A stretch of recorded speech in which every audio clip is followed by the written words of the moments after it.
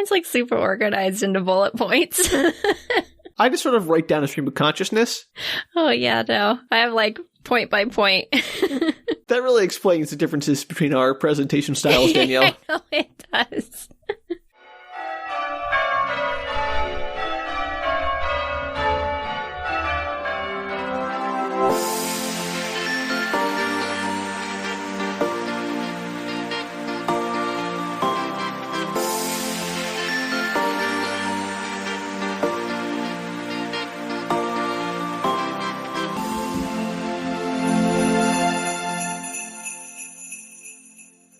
Hello, everybody, and welcome to Book Retorts, the Winter Bazaar episodes, the finale of the Winter Bazaar episodes. I'm Danielle. I'm Sam. And this is the podcast where one of us explains a weird piece of media to the other person. Really, that has both. No experience you with can't it. explain what you haven't explored, right?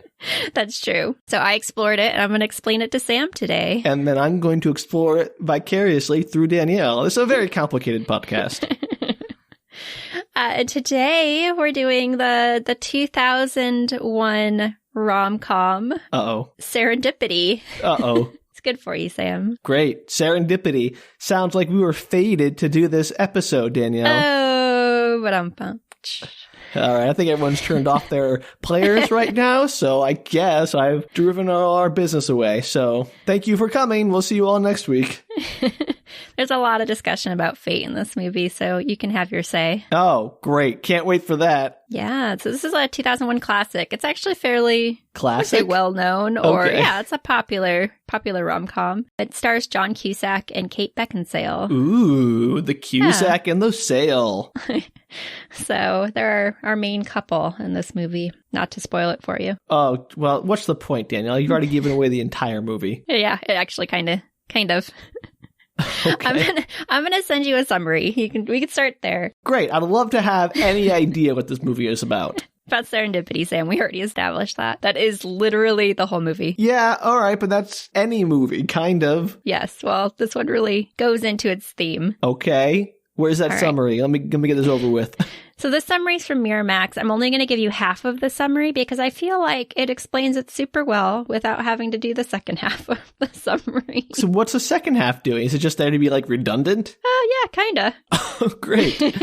Good job, Miramax. I mean, try to explain it further. It didn't really need to, though. This really is the plot. Hang on a second. It's a very short summary for one that has two parts and cut out half of it. I know. Well, it's because I cut out half of it. All right. So in the course of one magical evening, Jonathan and Sarah meet unexpectedly, but part when she decides that fate must determine their future. I don't like Sarah. You're going to hate her in this movie. You don't Yeah. like fate.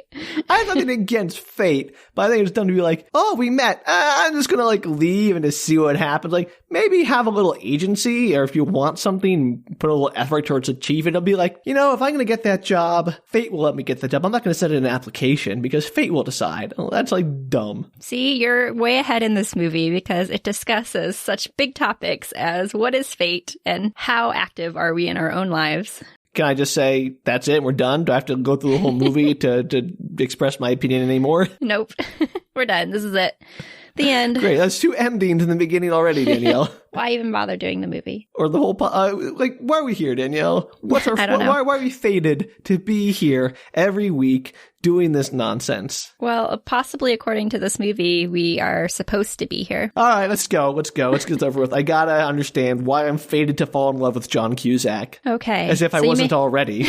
Like, it's easy to fall in love with John Cusack. I know. Especially in the 90s and early 2000s. I appreciate both John and Joan Cusack. I think they're both really interesting actors. You know, I was contemplating doing another movie and book. It's a book that turned into a movie that had Joan Cusack in it. Yeah, she's It was great. apparently a Cusack weekend. You're having a Cusack end. Cusack end. And they've been in movies together, right? Yes, I think so. But were they ever, like, romantically involved in a movie? Because that'd be weird. Together? Why would they be romantically together in a movie? I don't know. That'd be such a bad movie idea. But, like, we're going to cast John Cusack as the lead and Joan Cusack as the other lead, and they're going to have, like, a rom-com together. Like, how weird would that be? It's a terrible idea. I know, okay. I just don't know why that came into my head. I think there was a movie where that almost happened or something. I don't remember. Anyway, go.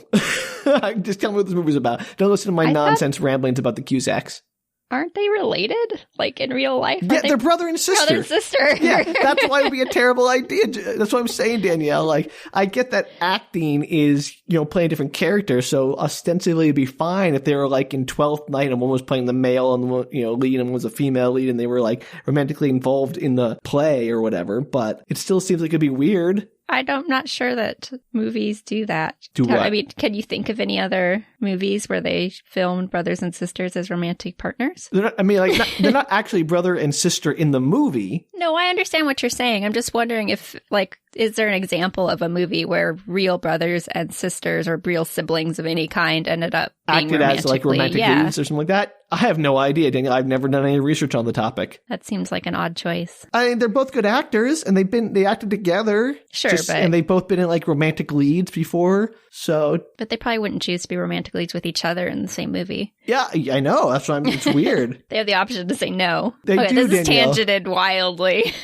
Before we even start, I've already derailed this conversation to a weird place, and really I apologize. I'm here for your summary. Okay, so it's winter time because Winter Bazaar episodes. I guess that counts. All right, so it's winter and the camera zooms in on a Bloomingdale's in New York City, and a store clerk the Bloomingdale's in New Thank York you. City. You're welcome.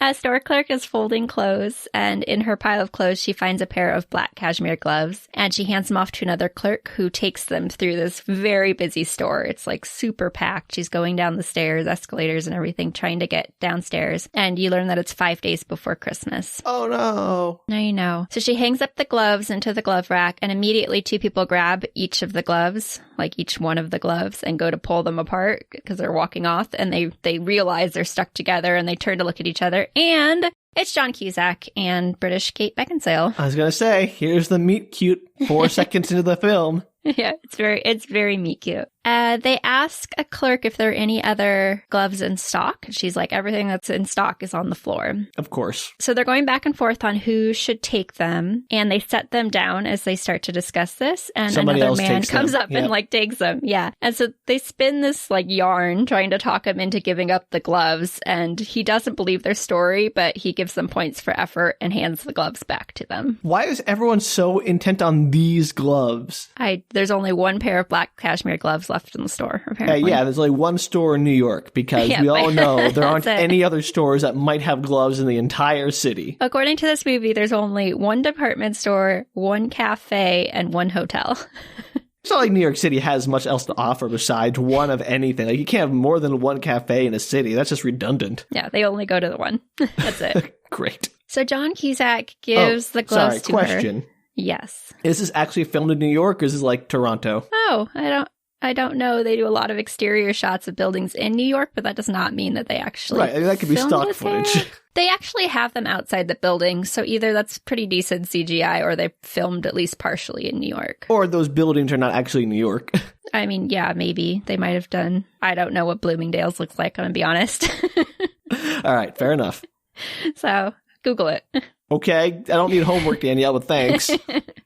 John Cusack gives the gloves to her, basically saying, you deserve this. You came up with most of the story, so here you go. And they end up at a cafe for coffee. And in their point of their conversation, John Cusack says that he still has to get something for his girlfriend, and he confirms with Kate Beckinsale that she also has a boyfriend. So they're kind of being flirty, but they're not doing anything yet. I mean, this is still Oh, it's very questionable, Sam. Yeah. This is what I don't like about these kind of rom-coms is the partners never get any consideration. The partners of the leads are always disposable. Yes. These are not bad people. They're good people generally. Sometimes they're painted as bad people or whatever, but oftentimes they're just some obstacle they have to overcome to attain their true love. And you're like, these are human beings, movie. Maybe they deserve happiness too. Maybe they shouldn't just be discarded. Maybe our leads are kind of awful for taking these long-term relationships and just being you know what? I met someone at Bloomingdale's, so bye. Yeah, I would argue that this movie does a little bit of this. The partners are definitely decent human beings. They do kind of go through that concept of if they should stay with their partners because they're good people and et cetera, et cetera.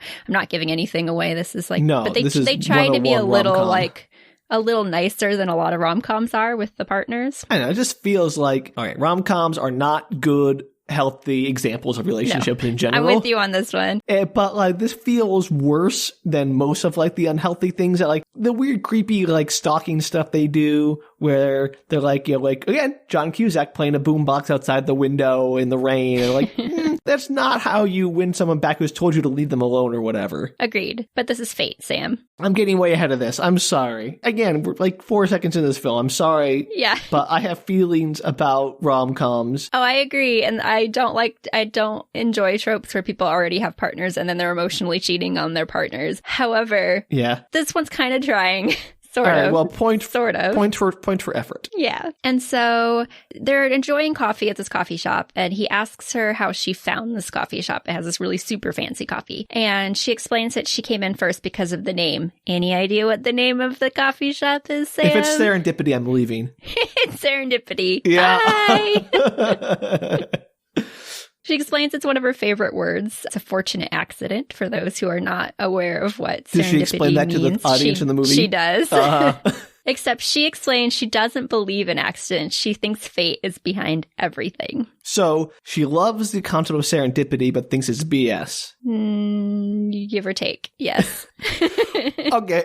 I don't want to do this again right away, Danielle, but serendipity being a fortune, that's like the definition of fate, isn't it? Does she assume like there's some kind of grand design behind everything? Is that what she's trying to get at? That like everything is pre-planned? She's a determinist? What's fun about this movie is it tries so hard to have this discussion about fate, but it never actually answers any of these questions. Obviously, how could you? And it never really makes it clear where these characters stand on these issues either. So she's like, I love the concept of like happy accidents and things that are happening that are fortunate and then just sort of happen by chance, but also everything is predetermined to clockwork universe and I don't have any agency or free will. Kind of. So it really hammers this point home, which you're going to see in the next like few minutes of this movie. Can't wait. Yeah. So John Cusack is like, well, because he doesn't quite believe this, obviously. He's like the because he's a rational human being.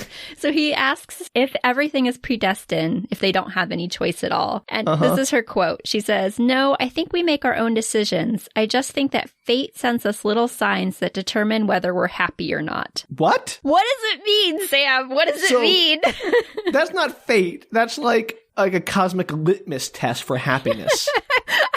I listened to the line like 3 times. I was like, what does that mean? So she is saying that like we have agency, we make choices, and then fate just tells us whether or not that choice was stupid or not after the fact? Yeah, that's what she's saying. And what, like, that's not... What? Is that fate? That's not is fate. That fate? No. I hate this movie already, Danielle. Why? I knew when I was watching this, I was like, Sam's gonna hate this. I love John Cusack, so maybe this will pull out, but this movie is already got like freshman level philosophy in it that is oh man, it's so bad. Freshman level philosophy.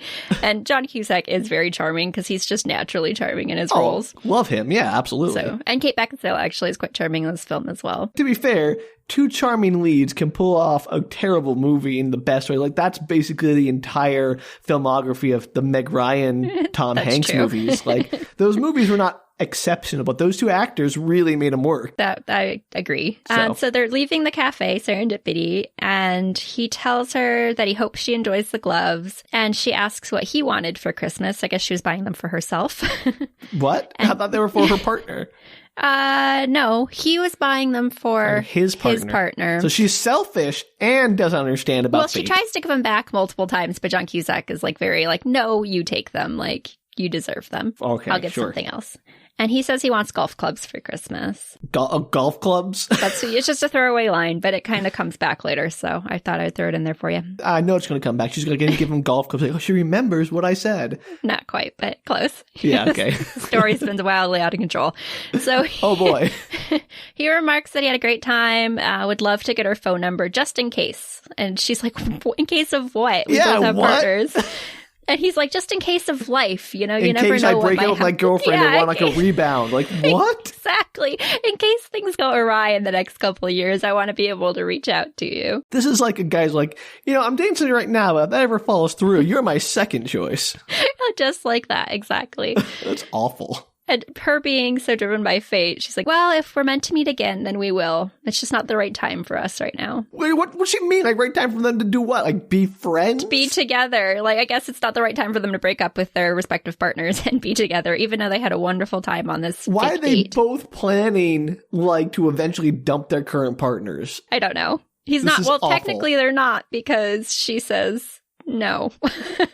Yeah, but she's like, it's not the right time, so there's going to be a right time then. Well, maybe. I mean, she says if we're supposed to be together, then we'll meet again in the future when we're both single or whatever.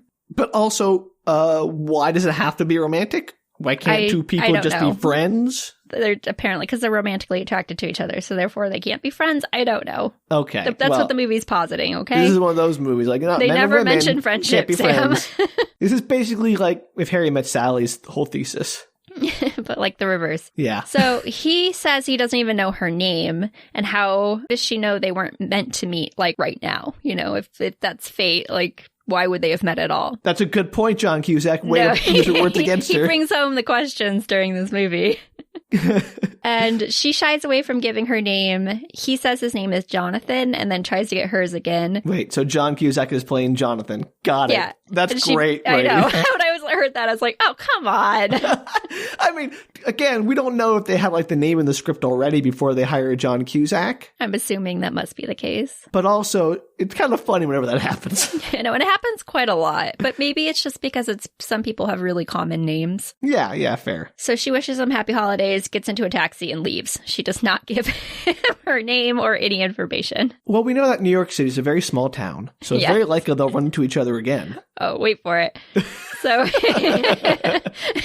oh, did you read this movie? You totally know what's going to happen. Danielle, please. I know it's fate. Danielle is fated to know that. Everything in this movie is fated to happen. Right. So he's clearly disappointed, and he starts to head home. And as he's about to get onto the subway, he realizes he left his scarf behind. And so he heads back to the cafe. Oh, no. Yeah. As he reaches the table, which was upstairs in the cafe where he left the scarf, he finds Kate Beckinsale picking up her forgotten bag from Bloomingdale's with the gloves in it. Oh, yeah. So he tells her he wants to go do something else, like, let's hang out some more. And so she agrees, and they go ice skating. Right then and there? Right then. They go, it's evening time, and they go out. So John Cusack like, this girl I just met, I guess I have to go home to my terrible, terrible girlfriend, who's probably actually very nice, but I'm being all like horny teenager and lusting after the person I just barely met. She was about to go home to her partner too, I presume. Yeah, they kind of get into that. And then they just like abandon that plan to stay out for hours ice skating and just leave their partners in the lurch. Well, I have no idea what's going on with his partner, and she says, because he asks about her partner, and she says that he's out doing holiday shopping and stuff, and they didn't have any plans to meet up tonight. So she has an out, I guess. I mean, still, you go on ice skating with a random dude without even like... Maybe they're trying to be friends, Sam. They're not trying to be friends, Danielle. We've already established that Jonathan Cusack in this film. Jonathan Cusack? I don't know. I'm trying to give him like a fake name. Anyway, he clearly has aspirations beyond friendship. Yeah, I agree. So does she, really. Yeah, and they talked about that. And they talked about how like they're, ordinary relationships, but if we weren't, we'd be like, no, this is clearly two irresponsible people who have very little regard for the feelings of their partners. Yeah. If you're going to harp on this, it's going to be a long movie.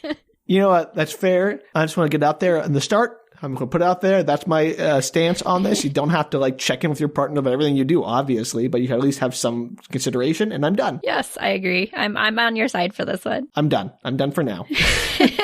No problem. Like 5 it might be really now. terrible in the future. She still won't tell him her name. Because, what? I don't know. They're going ice skating? Oh. So they go skating. They skate till the rink's basically empty. They're asking questions to each other. That's a long time. Yeah, for a long time. She asks his favorite movie, and he says it's Cool Hand Luke. I mean, decent film. Can't argue with that. And she promptly trips, and she gets all like scratched up on her arm. Oh, this is the classic clumsy protagonist to keep them grounded. She's only clumsy this one time. It's just so he can like fix her. So somehow magically Magically, Band-Aids appear out of literally nowhere, and he's putting the Band-Aids on her arm, and he notices that there are freckles on her arm, and they're in the shape of Cassiopeia. And yeah, sure. To prove it, he gets a pen also out of nowhere. He's like, hang on a second. He walks off screen, and like 2 seconds later comes back with a pen. All ice skating rinks have pens and Band-Aids, Danielle. Have you ever been to one? Yes. They probably do have Band-Aids if they have a little kiosk, but I don't. Does the ice skating rink in the park have a kiosk with Band-Aids, Sam? Which park? Probably Central Park. I don't know, Danielle. I've never gone ice skating there. Where do you think I am? Fancy? Anyway, gets a pen out of nowhere, and then he draws the constellation on her freckles and tells her the story of Cassiopeia, about how she makes one mistake, she pays for all eternity, she's stuck up in the stars, whatever. I don't know the story of Cassiopeia even after listening to John Cusack tell it. And it seems to be a metaphor, but I'm not entirely sure of what. Her one mistake is not just leaving and deciding to go ice skating with this guy instead. I assume the mistake is not giving her name and just being with this guy from the get-go. I guess we have two different definitions of what should have been done, Danielle. You want them to end together. I want them to go home and like forget about this nonsense. Well, you kind of win. Yay! So, we'll get there. So she decides to give him her number for the future, for life, just in case. Gives him her number, but still not her name. Yeah, still no name. And as maybe she wrote the name on the piece of paper, I don't know. And as she's about to hand it off to him, a truck drives away by. Yeah, and the garbage like whirls around them. There's garbage bags on the side of the road, and it's like a paper storm of lots of little sheets of paper. Because sure, why not? All right. Yeah. And Jonathan is like, this is not a sign. It's not a sign. Write it down again. I need your phone number. And she's convinced. She's like, nope, we're not supposed to be together. I'm not supposed to give you my phone number. And Jonathan's trying to convince her otherwise, which is very rational. Like, if I don't have your information, how in the world am I ever supposed to get a hold of you again? Do you think fate's just going to deliver me to your doorstep? And she's like, yes, because I am that kind of person. Yeah. She's like, oh my gosh, that's a great idea. And he's super confused. And she pulls out a $5 bill and tells him to write his number down. And what? Yeah, okay, so he writes his number down, and then she runs across the road with his $5 bill and buys some certs from a little kiosk and gets change, exchanging the $5 bill. And he's like, what are you doing? If I see that $5 bill again, I'll know to call you. Yes, exactly that. If I get the $5 bill back, I will call you, and then you will totally believe in fate, is what she tells him. She's the worst. And frankly, John Cusack should be grateful that she is trying to do everything she can to warn him away from her. Yeah, maybe she's just like trying to low-key ghost him, but he's not getting the point. This is like, she's like one of those poison dart frogs or whatever that like, you know, is like, hey, I'm really toxic. You should probably stay away from me. That's exactly what she's doing. She's poison dart frogging him. I just say, like, he's kind of creepy and should also be kind of, like, kept away from her because he's clearly trying so hard to lock her into something that she just doesn't want to do. Well, she just doesn't feel like it's the right time in the universe, Sam. Oh, gosh. She's clearly interested. He doesn't take no for an answer. She doesn't have, like, any concept of agency. They're meant for each other. Okay. Great. I'm done with these two people already. He's super exasperated with her and basically says, like, it's not fair that you get to have something out in the universe to come back to you, but I don't get anything that might come back to me. I guess he's trying to play the game now. And so she digs through her purse and there's a book in there and it's Love in the Time of Cholera. And she says so romantic. Yeah, I know. So she says tomorrow she's going to write her name down in it, her full name and her phone number. She's going to sell it to a used bookstore. And if he finds it, then he'll have her info and it'll be fated. Shouldn't he be the one to like sell it so see if it comes back to him? He would never not look at the... I know, but the point is like she's the one who's putting both these things out there. I don't think there's rules on fate. Oh, I'm sorry, Danielle. I didn't realize that you were the expert on the rules of fate in this nonsense movie. Saying, in this universe, apparently that's not how it works. Okay, great. So he thinks she's insane, which, fair. Yeah. No offense to anybody who believes in fate, but... I mean, there's one thing to have, like, some sense of fate. It's another thing to be like, if I should cheat on my boyfriend or not, it's based on whether or not I find $1 bill again. Like, that's just looking for an excuse to let something else take the burden of making choices away from you. Yes, quite possibly. So they're like standing in front of the Waldorf hotel, and as they're walking by, and so she runs in there with him. She like grabs his arm and runs him in there and goes to an elevator bank, and they each pick an elevator, and she says if they pick the same floor to get off on, then they're meant to be together right now. Why are they doing this again when she just said this whole nonsense about the dollar bill and the $5 bill in the book? She's trying to prove the point that they're not supposed to be together right now. She's like, if fate meant for us to be together right this minute, then we will both get off the elevator on the same floor. She's the worst.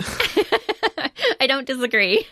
It's like the most frustrating experience. I feel his pain. I kind of don't, because again, he's trying to basically cheat on his partner, so he deserves this. In the future, just in case, Sam. Uh-huh. So as they're getting into the elevator, she tosses him the Bloomingdale's bag, and inside is just one of the gloves. And as the elevator door closes, she calls out that her name is Sarah. So gave a lot of weight there. So she finally gives him her name after all this nonsense. It gives him one of the gloves because now nobody gets to have them. Yes. Terrible. I know. This is like manic pixie dream girl version. It is. I totally thought that when I was watching this movie. Yeah, but it's like the most awful version of one. Yeah, it's like a really, really strong version of it. So she immediately picks floor 23. Like, she didn't even hesitate. And after much deliberation, you see like John Cusack, he can't decide. He finally picks floor 23 as well. Of course, because movie. But as he's riding up, the floor, it stops, I think on floor 13, I could be wrong, and a man in a Christmas sweater and a kid in a devil costume stop the elevator to get in. Sure, and they're going up for some reason? Yeah, so the kid immediately gets in there and he hits all of the buttons.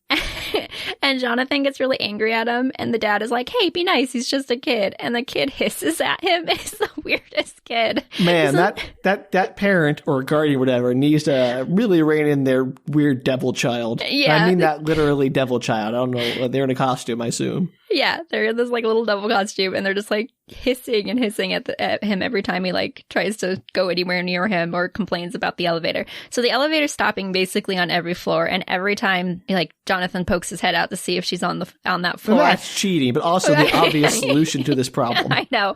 And then as it goes up, you see the kid and the dad or the guardian come out with him. So he's clearly like told them in the intervening floors that he's looking for this woman. And they're like, oh, they're not here. She's not here. And they get back in the elevator. Why and would then he tell them? I don't know. But as the elevator goes up, more and more people start coming out of the elevator with him looking for her.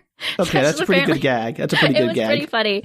And then by the time he gets to the 23rd floor, he's apparently alone. You don't really see the inside of the elevator. You just keep seeing people like come out with him. And so by the time he gets to the 23rd floor, she's just getting out of the 23rd floor, right? She's just leaving. So she has arrived. She's waiting in the lobby of the 23rd floor. He doesn't show up, so she gets into an elevator, go downstairs, and of course he arrives, as you mentioned, literally right as she's going back down. She doesn't see him. And then he runs back down to the lobby, and she's already leaving out the front door. He stops at the 23rd floor and runs down to the lobby. Why didn't he go all the way to the top? He might have. I don't know, but somehow they barely miss each other in the lobby. Timing is questionable. I agree. Okay, sure. And so the camera then pans across like some clocks that are spinning in the skies, which are going dark and light again, and then a sundial. So this is basically putting like a title on there that says, 6 months later. Well, then it says a few years later. So yeah, so it was why do really we need driving the clocks? I don't know. I love the sundial, too. The sundial goes for, like, quite a long time. You watch the sundial. I don't know if this movie is stupid or if it thinks the audience is stupid. I don't know. But it's a few years later. Okay. And this years. is So they've been with their current partners for years. They're ready to throw that all away for some fling emotional... gets worse. Okay. It gets so much worse. I promise I wouldn't harp on this much more, but come on. You're going to harp on it more because it gets worse. Okay, great. So Jeremy Piven is the actor playing Jonathan's best friend. And I do not remember his name in this film, I'm going to be honest. What else is new? I know. So Jeremy Piven is doing a best man speech at a wedding rehearsal dinner for Jonathan. He's getting married. He's getting married, and the camera eventually pans to his fiance. They like try to keep it a secret or whatever. And it's just another woman, and her name is Hallie. They've been together for a few years, assumedly probably the same woman he was with before. I mean, at least if they're getting married, it came like, I met her yesterday. Right. I mean, with this guy, maybe, considering what he's doing with Sarah. So they're holding their wedding at the Waldorf. So, of course. Oh, fate. Only one hotel, as we mentioned. Only one hotel in the whole city, only one coffee shop, only one department store. Again, New York, not a big city, Danielle. It doesn't need a lot. Very small. One street town. And As Jonathan's walking home after they've separated, she's gone with her parents to the hotel and he's walking down the road going back home. He stops at a street vendor selling used books and sees a copy of Love in the Time of Cholera, and he opens it and kind of pages through for Sarah's name, but it's empty. Oh. So he's still thinking about her, clearly, probably because his wedding's upcoming. And he's like, man, I really wish I had another option. Yes, that's kind of the whole movie. Oh man, I wish I had another option. What a terrible person. Like, I'm getting married to this wonderful woman, but boy, do I wish I had a different option. So I think both of them are like what could have been as opposed to a different option. It's just like this unknown thing that they're trying to explore. That's kind of how they premise it, I think. Yeah, I'm not saying I agree with it. I'm just saying that's what it amounts to. So they both love their partners. Like, that's never in question in the movie. It's just that they're questioning what would have happened with this experience that they had many moons ago. Their love language is cheating. I do not disagree. It's a very questionable rom-com. It is not my favorite rom-com, but this plot is insane. So far, this plot has been crazy, and every character has made decisions that are baffling and moronic. So, yes, agreed. I'm on board. So it flashes to Sarah, and now she is a psychologist. Oof. Boy, like, hey, I'm depressed. Well, maybe you're fated to be depressed. Terrible, terrible. No. Okay, so she's had a turnaround. She's talking to a young man who, this is such a parallel. And he's concerned that he may have ruined his one chance at love because he didn't get a girl's information at this party that he was at. How coincidental. I know. And she tells him that assuming something is fate isn't healthy because it takes away your agency and a chance to make yourself happy. What coup decided to grow the heck up? I know.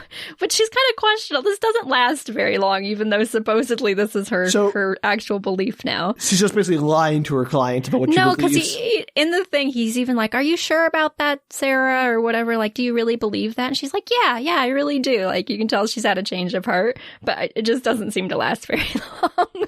Her convictions are, shall we say, non-existent in terms of actually being convictions. Yeah, and I 100% thought that this kid was going to come back towards the end of the movie and she's going to be like, go get your girl, but he never does, because it seemed like that kind of movie. This is the movie where, like, every person who isn't the main character is just there to serve the main characters. Yes, exactly. Got it. It was 2001. It couldn't help itself. I mean, it could have. So she arrives home later that night and she finds rose petals all spread over the floor of her house and candles. And there's a huge box. Okay, and point of order, that's such a mess. Yes, I know. Can you imagine having to sweep all that up? It's like, oh, so romantic. Now let me spend 20 minutes cleaning up the mess you made. Yeah, and there's a lot of rose petals. Ugh. So she opens the box, and inside is another box. And inside that is another box. And inside of that is another box. This goes on for a while. Does it become a ring, Danielle? Is this a freaking wedding proposal? Yeah, inside there's a tiny little ring box. Saw that coming. You could just write this, Sam. Yeah, pretty much. But surprisingly, the ring box is actually empty. Okay, I didn't see that coming. You got me, movie. And I couldn't write this. I need to actually hang on 2 seconds. I want to look something up. Is the ring box full of, like, a note that says, surprise, I'm dumping you? Yes, that's it. That was a good joke, Danielle. It's too bad you're away from your microphone and didn't appreciate it. Yes, that's it. Hang on. I just wanted to check something really quick because I thought of this earlier and I meant to look. So let me look. Before, I don't want to say it and then be wrong. Hang on. Be wrong, Danielle. It never stopped me. It was. Okay. So she opens the ring box. It's empty. And a man appears with like flowing locks and hippie clothes. And he's like, you have to say yes to get the ring. And he holds it up. And she says yes. And he tries to put the ring on her, but it won't fit on her finger. It's fate, Danielle. Yeah, he's worried that she's going to take it as a sign. She's like, this isn't a sign. You're not going to take this as a sign, right? And she's like, no. We'll get it refitted. It's no big deal. I love it. Wow. He's been so traumatized by her nonsense that he was walking on eggshells around her. Well, and it made me like, well, how recently did she have this turnaround if he is still paranoid that every little hitch is going to be like some spiral into this isn't right. We got to break up. Yep. And he's the guy from My Big Fat Greek Wedding, the main lead. The male lead? I like him. He's dreamy. And he reminds me a little bit of, have you ever seen The Saint with Val Kilmer? No. Oh, Oh my gosh. Okay. Put it on the list, Danielle. Oh, yeah. Anyway, he reminds me of a character that Val Kilmer plays in that. Ooh. I won't say that then. We got to watch that. I'm so excited now. For everyone out there who's listening to this is how we basically make these episodes. This is how our life was before we started recording these, and now we're just recording our nonsense. Oh, it's a fabulous movie. So he is glad that she said yes. He's excited about that. And then he immediately is like, I've got to call my manager to arrange the tour dates around the honeymoon. And so he walks off and she's like looking at the ring. And I was like, way to celebrate. Yeah, really. Like, here, clean up those rose petals I left for you. Bye. So the next scene is at a golf range where you can practice your shot. Yeah, I know golf. It's one of those multi-level ones where you can shoot out and then a little a driving range. Yeah, basically. And Jonathan's a producer for ESPN and he's finishing up a scene that they're filming there. Okay. And he needs to run off for his wedding stuff. And he hears a British woman named Sarah, like they say her name, and he turns around, but it's not his Sarah. He is so hung up on her. Yeah, he is. And I think it's just maybe, I don't know how he's been for all of these years, but it's definitely worse right now because he's getting married. Okay. So then he goes to get a haircut for his wedding. That was his appointment. And his usual stylist is out. And the replacement, of course, is named Sarah. And he panics and leaves. What is with this dude? I don't know. This movie it really likes to drive home the point. And then he's in the taxi and there's a man on a bike that's waiting the traffic. It's end to end bumper traffic. And there's a guy next to him singing Hall & Oates, Sarah Smile, that full volume next to his taxi. This movie is trying so hard. I know. So he asks the driver to change his destination to the New York Times office. And that's apparently where Jeremy Piven works. He's an obit writer. And Jonathan is like, oh my God, you have to help me. I keep hearing her name. I keep thinking about her. It's overwhelming. I don't know what to do about this. There's something going on with the universe. And he basically says no matter how much he loves his fiance, he needs some kind of resolution with Sarah or he's never going to be happy with her. And she's a wonderful person. And he wants to be happy with Hallie. Okay. I mean, it's not the worst advice. Right. So apparently this is where you find out, he's like, dude, we don't have any information to go on, Jeremy Piven. He's like, we don't have a last name. We don't have a social. We don't know everything at the Times. We have to, have information to go on. So he wants to use his friend's connection to the New York Times to stalk this girl. He's had this conversation before with him, you can tell. And he's like, you've already looked at every bookstore in New York, which how long would that take to look at every used bookstore in the entirety of New York City? Danielle, there's only one bookstore. We've established this. Yeah, apparently. But also, maybe he didn't get to it in time and then someone else bought the book. It's Sure. His friend is the voice of reason throughout this. You start to identify with the friend because you're you're a little nuts. You need to let it go. It's absolutely stupid. And his friend is like, okay, you can't go back to every bookstore and look. And he's like, well, what if I missed it? What if, you just said? And he proceeds to have a little montage where he's clearly going to a bunch of bookstores again, trying to find this book. And then he's having a conversation with his friend a little bit later at a cafe, not Serendipity, but they don't mention what cafe it is. Probably, I don't know, the Three Fates. That's possible. So he just wonders if maybe he's just getting cold feet for his wedding or if he's really being driven by some kind of fate to find her. And that night, he's home with Hallie, and the fire alarm goes off in the apartment because she was cooking dinner and forgot about it. So, like you do. In the weirdest scene, she ignores the oven. You never see her go turn off anything or try to, fan there's, smoke, all over the haze, all over the kitchen. And she just goes and takes a hammer and starts, beating the fire alarm. Yeah. And she keeps hitting it. And he's like, stop hitting it with a hammer. And then she's like, I'm going to go find the super. And then she just runs out of the room. And you're like, how is that going to resolve anything? Okay, maybe Hallie, whatever. Hallie, yeah. Hallie isn't all there. I swear it's the weirdest scene. I'm like, what? Who fixes that problem that way? No, that is the dumbest thing I've ever heard. Oh, there's a fire. Let me smash the thing that's telling me there's a fire. Yeah, and you just never see her go over to the stove and turn it off or whatever. I don't know what she was cooking. It was an oven or you don't know. She just hits it with a hammer and then runs off to find the super. Also, I'm no smoke detector expert. I'm not a lot of things, but I'm definitely not that. But they usually have a button that makes them shut up. Yeah, or at the worst, even if it's hardwired into the wall, it's you can do stuff. You can take out batteries. You can there's lots of options. There's a button. There's always a button. Yeah. I've turned off Minnie's smoke detector, I know. Yeah, for sure. When she's gone, there's like clothes everywhere because they're packing for their honeymoon. So they're just all over the apartment. And underneath a pile of clothes, he like lays on the bed. He finds the Bloomingdale's bag from many years ago with the glove inside. And he's like, oh, that's weird. And he puts his hand inside the glove. And to his surprise, he finds an old receipt that has an account number on it. Okay. That's not how you find somebody. Oh, it is in this movie.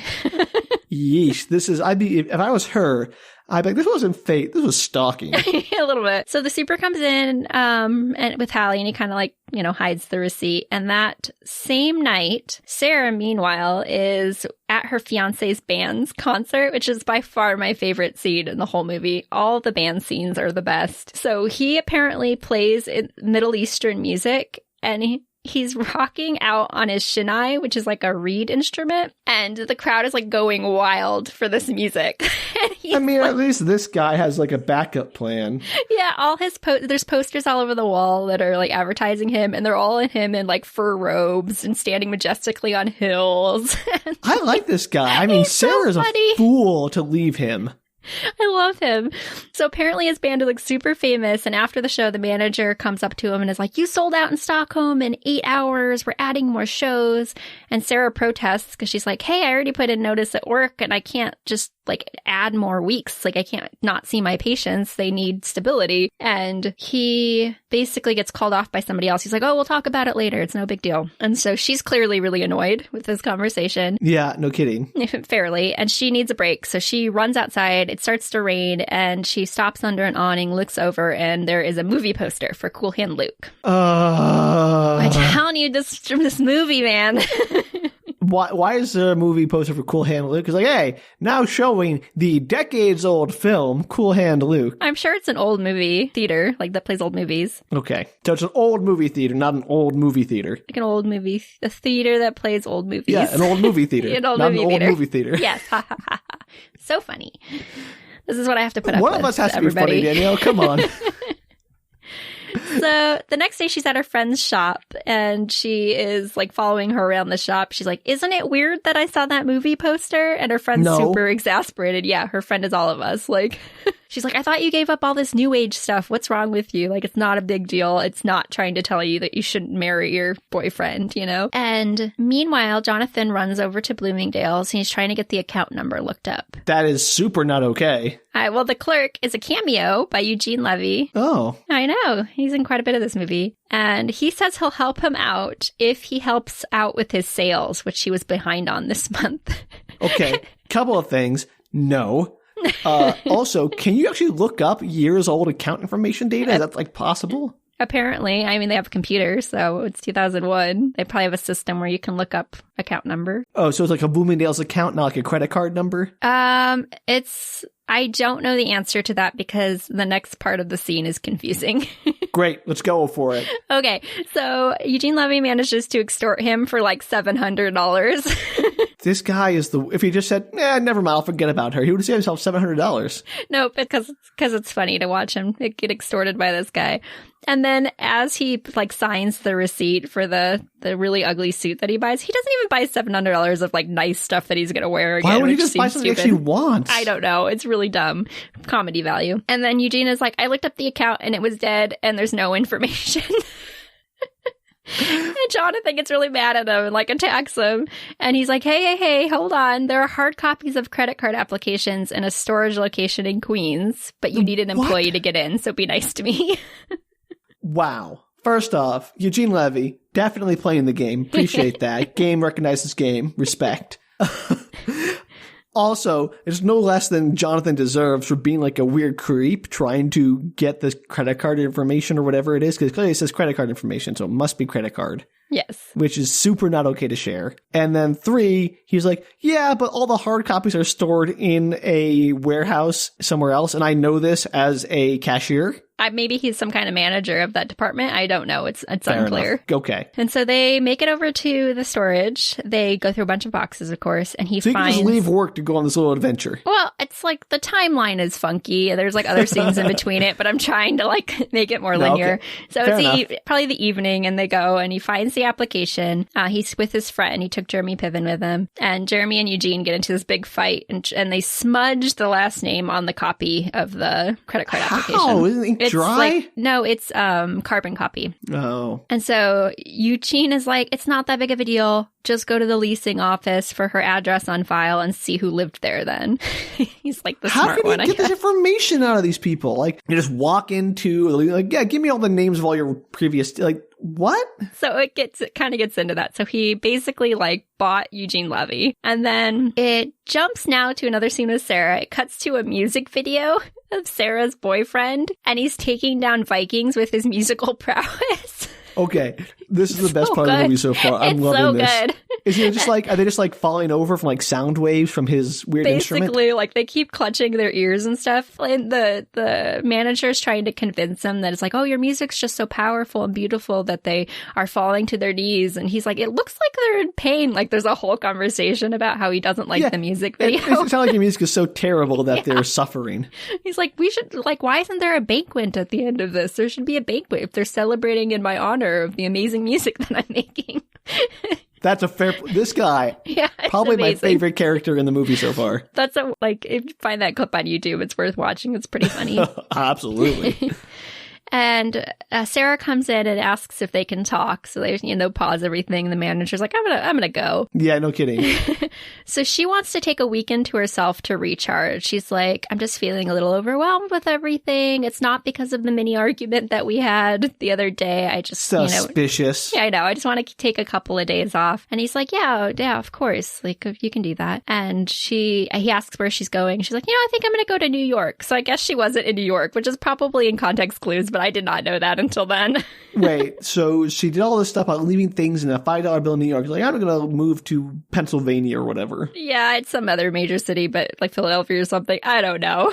Great. Beats me. I think I read somewhere online something about them being 3,000 miles apart. So she's probably West Coast, maybe LA area because of she's her like, I'll boyfriend. go to a weekend recharge by taking a giant trip across the country. Yes, basically. That must be so nice to have the kind of income and job that just allows you to take off across the entire country on a whim. Yeah, I don't know if she's just making a lot of money as a psychologist or if he just has a lot of money because he's a famous Middle Eastern musician with his Middle Eastern music. And I don't know. But she manages to buy not only herself a ticket, but she gifts one to her best friend, the one that was telling her she was crazy earlier, and is like, this is just an opportunity for us to hang out before the wedding. I'd love to have, like, it's your birthday weekend. Like, let's go to New York and party. Wow, very generous. It is, but it's also kind of a lie. Because she's, like, hoping to find the guy, right? Yeah, so as they arrive in New York, she finally tells her friend, like, this is actually about Jonathan. I kind of want to find him. And these people are the worst human beings on the planet. I know. So her friend's kind of angry, but she ends up agreeing to stay. And meanwhile, Jonathan and Jeremy have managed to talk. They go to the leasing office and they get an intern that's there. And they basically like spin this whole story about how like not giving them this information is like playing into the man's hands, and he should give them the information that they need because like people like him have so little power, blah blah blah. It's this whole That's a whole bunch of hogwash.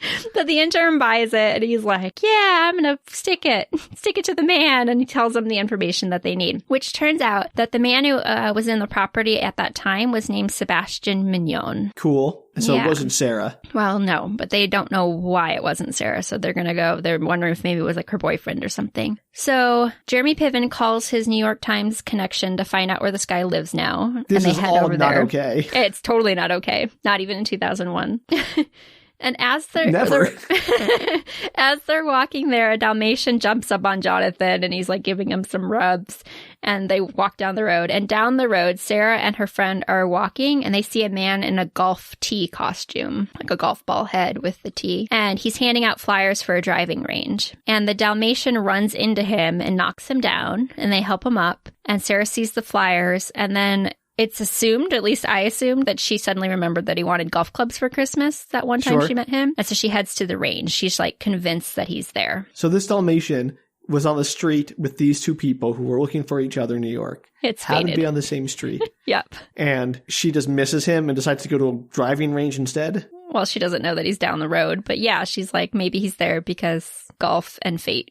All right, I'm not going to say this is impossible because I've run into people out in the city in New York who just were like randomly I haven't seen in years who were like, oh, you're from my hometown too? And I'm just out here randomly in the same place. Yeah, it happens. I'm not saying that doesn't happen, but I'm still calling shenanigans. Well, these are two people who are bent on finding each other too. So, I mean, they're yeah, but like in the first 2 minutes of them being back in the city, she's like, oh, there he is. Yep, basically. And why would she be anywhere near a leasing office? Like, that's not like a major... Well, so the leasing office will they're not at the leasing office. Like they're going to find Sebastian Mignon. So they're just walking. And so it turns out, of course, that he is not at the driving range. Yeah, but he was there earlier. Right. But she's like convinced he's there. And he's not there, but his parents are there. They're like... His parents are there? Yeah, they're playing golf down below because he's a golfer. So like his parents are down below a level and they're golfing. And the film crew is there. They're still filming stuff for ESPN. And she doesn't know any of this, obviously. So of course not. Nothing happens. But she's just surrounded. It's like a funny scene in the movie because she's surrounded by all these people related to him, but she has no idea. So meanwhile, Sebastian Mignon is apparently this artist, and he informs them, he's like, yeah, I remember that girl. She was a roommate for a short amount of time, but I don't remember her last name. She was here for like 2 seconds, and she was placed by a roommate service. And they ask him which company it was, and he's like, oh, God. He's like, I don't remember. But it was next to this coffee shop named Serendipity. All right. Let's just keep, I know where this is going. Let's just get it over with, Danielle. Do you know where this is going? I mean, it seems that they're going to go to the coffee shop, or at least to the company that's near the coffee shop. It's probably going to be out of it. This is like a freaking, Scooby-Doo side quest kind of thing where they're like going from one thing to the other. Go, this is closed, but this is here. This is closed. This is like a scavenger hunt of nonsense. It is, sort of. In that something happens that you don't expect, sort of. Oh, you know what, Danielle? I would welcome any surprise at this point. So they rush over to Serendipity, and actually at the coffee shop, of course, Sarah and Eve, that's her friend, are having coffee and birthday cake. And Sarah's apologizing for the wild goose chase, and she's like, this is crazy. I can't believe we came all the way here. And Eve is asking her if fate is real, then what's the point of living if everything is decided? Good question. Thank you, Eve. The movie, you think that the friends are the ones that like bring up the big questions, and they never have good answers for them. I think that this movie should have been about the friends, find out that their current friends are morons, and then like saying, let's just ditch these guys and go off by ourselves. Like, yes. Wouldn't that be great? That would have been a great movie. Maybe that's what happens. Surprise. And so even though she orders the cake, blows out the candle, and then they're talking, she never eats the cake, which really upset me. She just like leaves the cake on the table and they leave. They decide to go back to the hotel. That's fair. You don't waste good cake. I was so mad. I was like, what? You were waiting all this time for birthday cake. She mentions it several times in the movie, and then she just never eats the cake. That's unconscionable. I know. I was really mad about it. And it was free cake. Like they just were like, this is on the house. Happy birthday. That is so bad. I know. I was really disappointed in her. Should be. And Jonathan and Jeremy arrive, and they realize that the roommate service has turned into a bridal shop. And fate. Jonathan is convinced. He's like, that's a sign I should stay with Hallie. Like, it's a bridal shop. Of all things it could be. And Jeremy is the rest of us. He's like, how are you supposed to interpret these signs? And what do they mean? And how is no sign a sign? Like, if there's an absence of signs, is that a sign? Why does none of this make any sense? Also, why are you waiting on signs to tell you whether you should stay with your fiance you're getting married to, presumably in the very near future? Yeah, and he's like, he kind of brings all of this up, like, how the heck are you supposed to interpret any of this, and how is it even real, and why do you think it's real? But also, I kind of want to meet Sarah, because I'm a journalist, and we've been chasing leads all day long, and this is a frustrating experience for me. This is just like the worst way to make decisions. This is, again, just offloading any responsibility for your own actions to some nebulous concept of fate. This is like, that's not me cheating on my girlfriend. It's fate telling me to do something else. It's like, no, you're a bad person and you're ignoring your obligations to your partner. Let's clarify. It's emotional cheating at this point. It is 100%. It's been that for years. It's like, it's not my fault I'm cheating on her emotionally. It's fate that's making me do it. Like, well, no. Originally, he wasn't on the fate train, and now he is. And then she was on the fate train, but now she's not. Oh, yes, I know. The movie's trying to make it all cutesy like that, but no. So Jonathan decides, against all odds, he's like, I'm going to get married. Like, this is ridiculous. I need to stop. Like, I love Hallie and I'm never going to find Sarah. And this was just like a one-off situation. Fate's not real. And so you're going to hate this. Sarah and Eve are staying at the Waldorf. Like you do. Yeah. Well, she went there because that's where everything happened. So it kind of makes sense in context. And so as they're arriving back at the hotel, they run into Hallie and her family, who are going down for the rehearsal dinner or rehearsal of the wedding. Sorry, not the dinner. And Eve knew her in college, apparently. Oh, great. And so Hallie's like, oh my gosh, it's so nice to see you. You should come to my wedding rehearsal that we're just about to have. What? I mean, again, never having been married, do you just invite randos to your wedding rehearsal? Or the wedding rehearsal like, yeah, it's just a casual party. Well, it's not a party. Like, it's literally just the rehearsal. Like, they're just going over the... Yeah, but like why would anyone want to come to that? Like, I don't does anybody know, want to go hang out? Like, oh yeah, I love wedding rehearsals. They're so much fun and not just an obligation. No, and like, it's one thing. Usually they'll have like a dinner and the wedding rehearsal like combined, but these are separate events in this movie. So it's literally just the rehearsal. And sure, Eve decides like, yeah, it sounds like fun. I'll totally come watch you get fake married. Sounds awful. I know, it sounds silly. But she's there. She's like excited for her friend. And a friend that she hasn't spoken to apparently in how many years? Because she doesn't even know that she's engaged to a man named Jonathan. Right. Like 10 years ago. But I don't... Like, and she meets everybody later, but she doesn't know what he looks like or anything. So there's no connection. Eve does not make any kind of connection. So no offense to all of my friends I made in college, but if we haven't spoken in 10 years, you're not coming to my wedding, even the rehearsal. I'm just putting that out there. I'm sorry. Yeah, I don't, like, apparently Hallie's nicer than you are because... I don't know if she's nicer or just like, I don't know, more... The word is not nice. I don't know what the word is I'm looking for here. See, I don't think it's actually that crazy to invite her to their wedding rehearsal, other than that it's like probably a really boring thing to watch. It's weird that she later invites her to the wedding, because weddings are usually like sit down affairs that have a number of people. She does. And like, what? Yeah.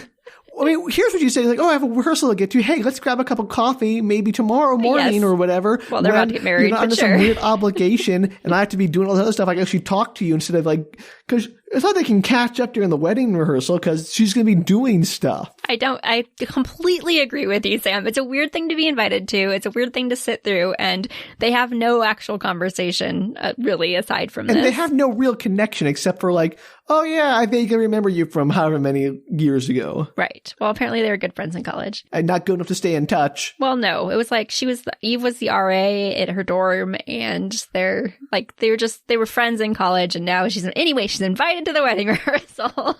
Dumb, Danielle. It's dumb. I agree, but it's just trying to like piece these people together. Everything's fated, Sam. Right, of course. I'm sorry. Fate made Haley invite her to the wedding rehearsal. Sure. So Sarah bows out because she's invited to, just, as like, oh, do you want to come with your friend? And Sarah is like, no, I'm going to go call my fiance. And so she arrives at her hotel room, and her fiance is laying out in the hallway. And he apparently has called every hotel in New York until he found her, because apparently they just give the information over the phone in 2001. Also, did you not tell your fiance, like, oh, here's my number, we're all being geeky to get in touch with me? Yeah, they kind of like did it on a whim. Like, she had no idea where she was going when she got to New York. I skipped over that part because it wasn't really that important. Yeah, so she ended up at the Waldorf and tell them. Like, I think that's what she was going to do that night. So she's like, I've got to call my fiance. But he shows up because apparently she can't be away for the weekend. Wow. Okay. I like this guy, but now he's getting kind of creepy, needy vibes. And so, well, he apologizes. He's like, I'm so wrapped up in this, the tour and the CD and everything, that I'm sorry, I've been completely ignoring you. Like, you had every right to be mad at me and, disappear for a while, but apparently not to just have the weekend to yourself. He can disappear for a while, but not longer than I feel comfortable letting you out of my sight. So I think the point was to show up because he knew that she was actually mad at him, but also, like, you could have done that on Monday when she came back. Yeah, there's so much more you could have done to fix this. And so Jonathan's at his rehearsal, and he's obviously a bit distracted. Hallie invites Eve to the wedding, as I mentioned, and her and Sarah. So not only does she invite her friend, she invites her friend's random friend to the wedding. Like, maybe they have a buffet, so it doesn't matter how many people are there.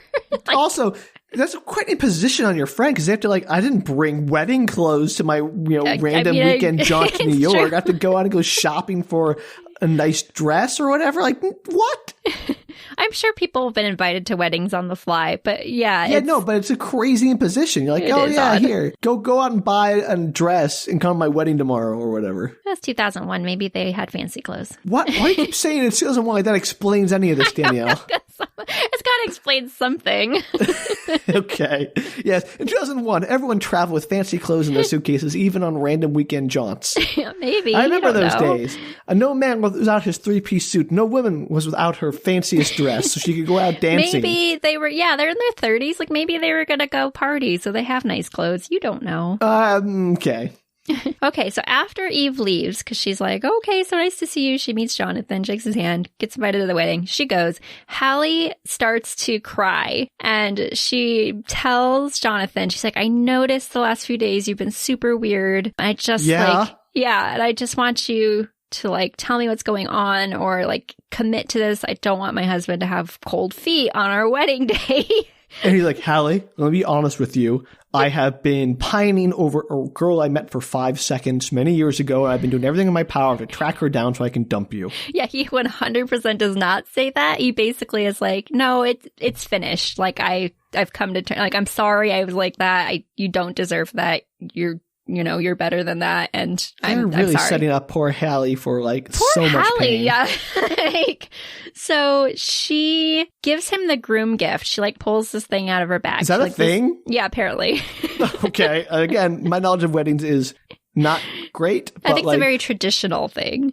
Okay, so I've never heard of the groom gift. Well, does he get a dowry at least? Well, she's supposed to get a gift as well. I think like a bridal gift, groom gift, but he'd forgotten his, of course. Wow, so, what a cad. Well, he was not home. Remember, he was running around town trying to find Sarah. Oh, so, I thought he meant he forgot to get her one at all. No, he got her one. She just said that he forgot it at home. Okay. So she gives him the groom gift, and he opens it, and he realizes it's a copy of Love in the Time of Cholera. No. Yes. Why did she give him that? Did he make a mention like, you know what I really want? I want to find Love in the Time of Cholera. Does she know he's obsessed with that book? So she knows that he always looks for it when he goes into like bookstores and stuff. She's like, I noticed that you constantly are like checking that book out, but you don't own a copy, which I thought was really weird. So I was trying to be sweet and give you this book. If he had an opportunity to buy that book like a dozen times over and never bought it, my first thought wouldn't be, I should buy that book for him. I agree. I thought it was a really odd My thought would be like, he clearly doesn't want that book.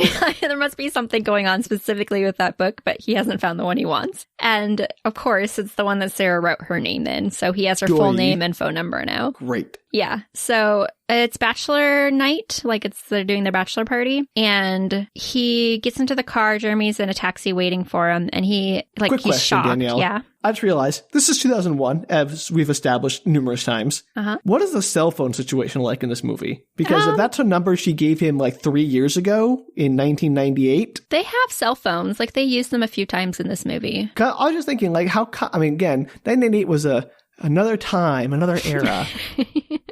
And I don't know how common cell phones were in 1998. I don't really remember how common they were. I don't think they were like that common. No, they weren't. So her giving him that number, like, did she already have a cell phone? Did she keep that cell phone and never change her number? I don't know the answer to that, but he gets into the car with Jeremy. He's waiting for him. And Jeremy calls the New York Times again to track down the phone number and the name and see if he can get an address. But he has her name. Maybe it's her home phone, Sam. Yeah, that's my point. Then she moved to freaking Seattle or wherever, like across the country. Sam, I don't know. Maybe it just ties in, like, because he has a phone number and a name, it can give him some kind of background information. Just call the number. I don't know. I just realized I don't think they do that. Like, you have the phone number, just call it and find out what's on the other end of it. It just occurred to me, like, Jeremy picks up his phone to call, and I thought he was going to call the number, and I thought it was weird that Jeremy was calling as opposed to Jonathan. And then I realized that Jeremy was talking to the New York Times, and I promptly forgot all of that until you mentioned it. It is very weird that he never calls the number.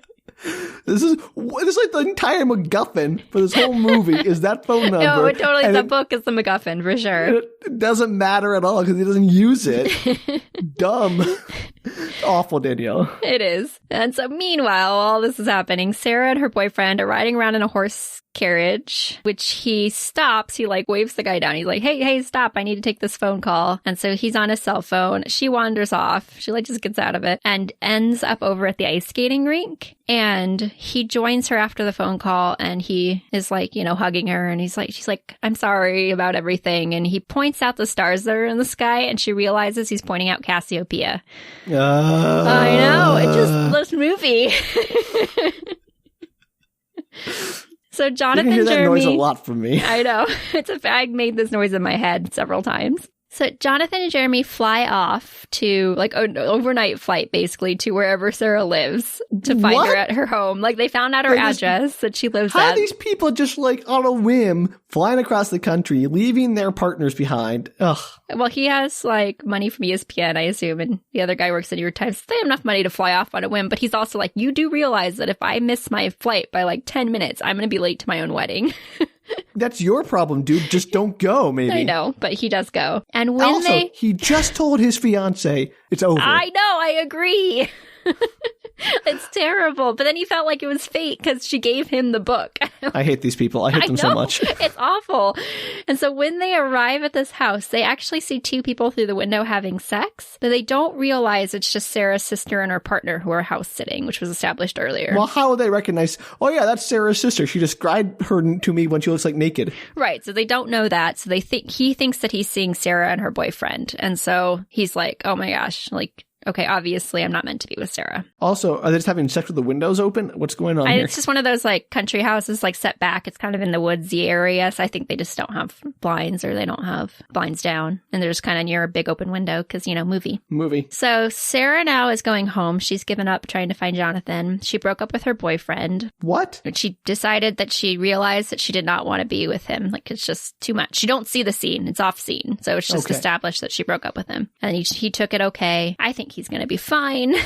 Yeah, because he's a super sexy musician who can defeat Vikings. What's not to love? And was not that invested in like spending a ton of time with her anyways. I do think he loved her, but like maybe not the best match. Yeah. And so when the flight attendant comes by and asks if she'd like to purchase some headphones, and she pulls out her wallet and she realizes it's her friend's wallet. They have really similar wallets. It's established earlier in the film. And there's a $5 bill inside that she pays with. She's like, fine, I'm just going to use her wallet. And as she goes to pay for her headphones, she realizes it's the one that Jonathan wrote his name and number on. I knew it. I hate it. I'm not even going to say anything. Let's just move on. I want to pretend that never happened. So she rushes off the plane because I'm going to say it again. This is 2001. Apparently you can just get off planes. Wait, so this is 2001. Is this... I mean, this is... I don't know. Like, Sam, I don't know. know. To say. Obviously, they filmed the movie pre-9/11, but yeah, also, oof. I know. She just runs off the plane. And it's getting later. It's spring, so maybe before everything. She finds out... I guess she tracks down the number. I don't know where she gets this information. I don't remember if it's in the movie, to be honest. Finding addresses by phone numbers. I don't know. She finds out where he lives. And also, if they I don't know. Never mind. I don't know. So she shows up and his neighbors are outside, like on the front porch. And they're like, oh, dude, he's getting married. Like he's over at the Waldorf getting married. It might be happening right now. And she's like, oh God. And so she like rushes to the Waldorf. So her plan is to break up their wedding, I guess. A wedding? Yeah. She doesn't think like, oh, he's getting married. Maybe I should just leave him alone. Yeah. But her plan is to go and ruin this. Like, even if like he's not into her, which is the thing I would think would be most likely, she's going to make a scene and ruin this guy's wedding. Yeah, that's her plan. I think her plan was hopefully to like get to them before the actual ceremony. But yes, her plan was to crash a wedding and stop it the day of. These are the worst, most selfish people on the planet. I know. It's terrible. So there is an old man there when she gets to the ballroom, and he's putting away chairs. And he's like, oh, the wedding's over. You missed it. And different wedding. Yeah. And she's it's not a different wedding. And she's devastated. And he's like, oh, don't worry. You'll get your present back. You asked if it was over. And the truth is it never began. And so I guess they called it off that morning. But she finds out. You don't see that. He called off his own wedding. Yeah. And Hallie's never seen again. She gets such short shrift in this movie. I know. I feel so bad for Hallie. And she's a really nice person. These people. I know we talked at the beginning of the movie about how you said this is like, oh, this movie tries to address it and makes them. No, apparently it doesn't. It just dumps Hallie like a sack of potatoes. I mean, yes, it definitely does that. But there are like several, more than most rom-coms, there are several conversations where they're like trying to balance their feelings for their current partner with the idea that there's a bigger thing or whatever that they feel. I'm not saying that validates any of it. No, that makes it worse because they acknowledge the fact that they are hurting their partners, but they just don't care. Yes. Like at least if they don't talk about it all, they say like, oh, the partners or whatever. You can pretend like it doesn't exist, right? Yeah, exactly. But now they're like, we know this is a terrible thing to do and that our partners are hurting, but we don't care. But whatever. To be fair, I don't think the band leader guy was overly hurting. Yeah, he's fine. But Hallie, come on. I know. I do feel really bad for Hallie. So this movie's almost over, Sam. You can do it. Power Thankfully, through. Come on. Let's just do this. So she's thrilled, obviously, in a terrible way. It's actually kind of a funny scene, to be fair, because she starts to get really happy and starts to cry, and he kind of looks over at her. She turns her smile into her frown. She's like, "Oh, that's just terrible," and she's just crying and laughing, and she runs out. I bet the actors really do a good job in this movie because they're all great actors. I mean, I'm sure they're having fun. Yeah, it was kind of a funny scene. So I mean, it's bad as it is. So her friend is basically Eve is like, you know what, you go get him. You do you, and it's really cold outside, so put a jacket on first. And this is when she realizes that she left her jacket in the park the previous night when she was there with her ex-boyfriend. Uh-huh. And then it cuts over to the scene with Jeremy and Jonathan. And Jeremy is like, this must have been why I had writer's block, and this must be why I couldn't write your best man speech. I was having the hardest time with it, and now I know why. It's because you weren't meant to be with Hallie or whatever. So he wrote his... No. So Jeremy says, I wrote your metaphorical obituary, because that's what he does, and his death by his fiancée and soulmate. And so there's this long obituary that he wrote that's kind of like a play on his life. And so you see, the reason why I mention this is because you see Jonathan reading it, and he's walking through all these city streets of New York. And it just goes on forever. He walks through all these streets. He walks through a park. He makes it to the ice skating rink, and he's still reading. It's a fake, a metaphorical, death. Oh, I know you just called off your wedding and you're feeling really down. Here's your obituary to cheer you up. It's a very nice little piece about I'm love sure and I bet fate. he's very kind and everything, but also you're missing the point. Frame it better, dude. Frame it better. It's a funny scene because he reads this letter, which is only a page long, and it goes on for 8 blocks. Yeesh. And he then, for reasons unknown, he gets to the ice skating rink. He sits down at a bench. He, of course, finds Sarah's jacket tucked into the bench corner. He grabs it. He doesn't realize it's hers. He takes it and he walks skateless. He doesn't put on skates. He just walks into the middle of the ice skating rink and lies down. Is there no one there? No, there's people. They're just it's not a lot of people. It's spring, so it's later in the season, there's little water puddles on the ice skating rink, and he's laying down in the middle of the rink, and everybody's just skating in circles around him. Aren't there tickets you have to buy? I don't know the answer. I don't know if it's a public rink. You never see them buy tickets. He just walks onto the rink. Nobody stops him, so probably not. And fair enough. As there's snow starts, of course, and it's coming down on me, and you see the view of him looking up through the snow, so you see the snow, and he has the black glove in his hand. He's holding onto it, and he puts it down on the ice, and then as the snow starts, another black glove floats down and lands on his chest, and he gets up and he realizes that Sarah's there. And the end of the film is it's the future. They go to Bloomingdale's every year for their anniversary, and Eugene Levy's there, and he's like, okay, store's closing, you gotta leave, get out of here. And they live happily ever after. The end. Two awful people rewarded with happiness after ruining the lives of their partners.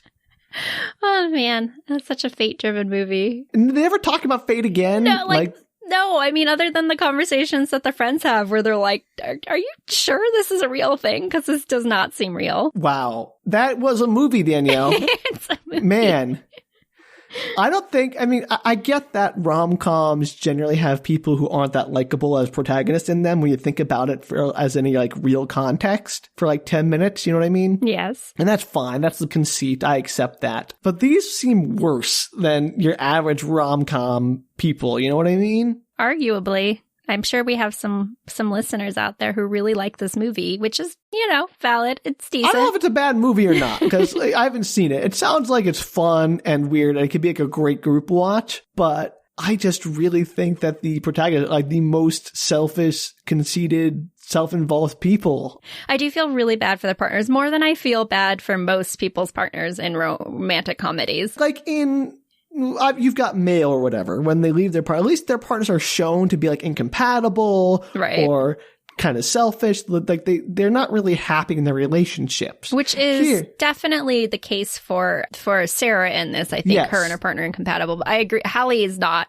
Like they seem more or less fine. The few interactions you get with them, they're happy enough. But also the decisions they make to like, oh, I'm gonna go crash a wedding, because that's the thing that is that is such a selfish decision to make. Yeah, well, she didn't really crash it because it didn't happen anyway. We know, she didn't know that before she went off to do it. I agree. It's like a forced timeline. Like she had to do it right that second because there's a wedding, and we know that once weddings happen, like nobody can ever change partners. I'll even give the movie the magical thing that all the books and dollar bills and everything come back to them. Fine. So many things are fated. By like the 20th thing, I was like, oh my gosh. So why? Here's the question I have, Danielle. Do you think the movie is positing Sarah's original viewpoint that humans or people are all fated to do whatever they need to do and there's no agency? I don't know. So that was one of the things that like left me with a lot of questions at the end of this movie. And I was going to ask you about that as well. Is like, what? Like, is everything fated? Is that what they're trying to say? Or are they just... That seems to be the conclusion of the movie, is that like fate is real and you don't have to be responsible for any of your choices. And so, yeah, if you rob a, store or something, that's not your fault. That's just fate guiding you towards your robbery or whatever. I would agree. Like, that was my takeaway, was like, oh, everything's fated. So apparently they have no agency and it doesn't matter what decisions I mean, she tried to get out there at the very beginning with the thing about like, oh, fate is just giving you clues about whether you're happy or not. But like, that made no sense. But then that's arguing that if you followed all of those clues, like if you somehow managed to figure out, you would be like perfect happiness, in which case fate knows the most direct path to happiness. And therefore, if you followed those clues, you have no agency. So what that is saying then is everyone who is unhappy or is poor or struggling, it's their own fault for not following fate's clues. For not following fate's clues. Like... That sounds very like late stage capitalism. Like, no, everyone who is lower class is their own fault for not pulling themselves up by their bootstraps. Yeah, I had some which serious is a phrase questions. that means doing something impossible. So, and very serious questions about this film when it ended. I was like, what is this positing and why? I'm sure the actors are really fun. I'm sure there's a lot of fun things in this movie. But if you think about the moral core of this movie for more than like 10 seconds, it's really awful. It sounds like it's either stipulating that we have no agency or that everyone who doesn't manage to uncover fate's nebulous, inscrutable clues is deserving of their suffering. Right. Which is basically Jeremy Piven, and like part of this movie is just like, how are you supposed to decipher these clues? Oh god, it sounds like a lot of fun. It also sounds like something that I think it'd be a lot of fun to like show this movie at like a film club type thing, like a philosophy club. Be like, let's talk about how bad this movie gets the philosophy. Like, I think it would be a lot of fun. Yeah, it was quite the movie. It's definitely like a 2 a.m. movie, or just like a on cable with commercials movie. I think that's how I've seen it a few times. It's probably like my fourth time that I'd watched it. Just I know I've said that this movie is terrible a lot, but I mean that in the sense of like its message is terrible. I'm sure like I have no comment on whether or not it's a fun movie to watch or that it's like good to watch it, but even things that have terrible messages are worth watching as examples of terrible messages. I'm sure our listeners have some views on fate as well. Does it exist? What's the deal, y'all? If the listeners can explain Sarah's views on fate and what that sentence meant when she talked about like the clues of happiness, maybe that'll change my mind to all this. Maybe you can enlighten me to how this movie has a different perspective that I'm just misunderstanding. Yeah, that would be helpful, though. Shout out. Yeah. And if you have any information, please let me know. You can find us at bookretorts.com. Or you can tweet at us, Facebook, Instagram us at bookretorts. And until we figure that out, I guess we're fated to call this episode over. Oh. So, bye. Take care, everybody.